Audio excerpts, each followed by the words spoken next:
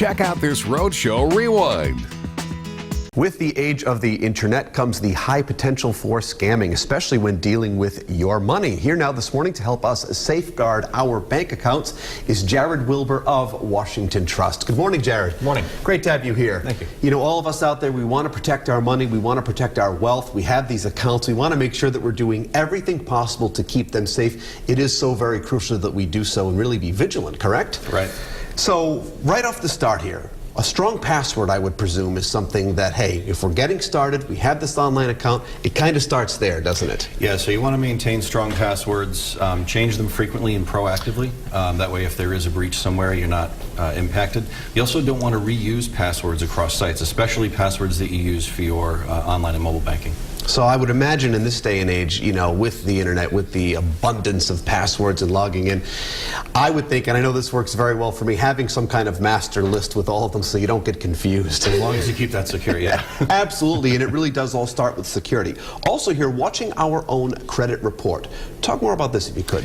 Yeah, so identity theft is a fact of life nowadays. The best thing you can do is monitor your accounts, monitor your credit reports, and that way if something does happen, an account is opened or there are inquiries in your name that you didn't authorize, you can quickly get ahead of that. The faster you identify identity theft in progress, the less severe the damage will be to your credit. Yeah, and that's anything we can do to take those precautions and those necessary means truly, truly crucial. With online and mobile banking, of course, safety here. Yes, the passwords. Yes, safeguarding these other things. Anything overall also that pertains directly to this. Yeah, really just monitor, in addition to monitoring your credit reports, you want to monitor your bank accounts daily.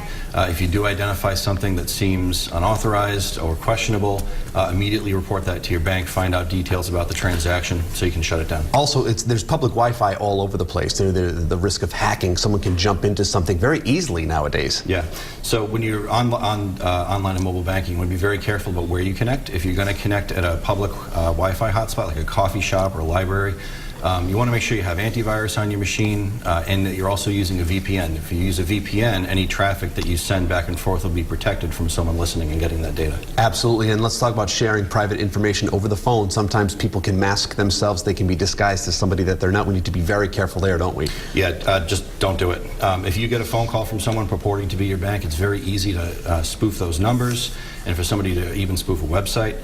If you're unsure and you think there might be a reason that your bank could be reaching out to you, you can always go online, get their phone number, and call them back directly. This is why I just never answer the phone, Jared. Me neither. Yeah. And lastly here, keeping an eye on the physical mailbox as well. That's right. So if you start to get collection notices or bills for accounts that you don't recognize, that would definitely be a red flag that there might be something going on. You need to look a little closer. Overall awareness is really key, being cognizant and just having our eye on a lot of things and utilizing a great deal of common sense, I would presume. Right.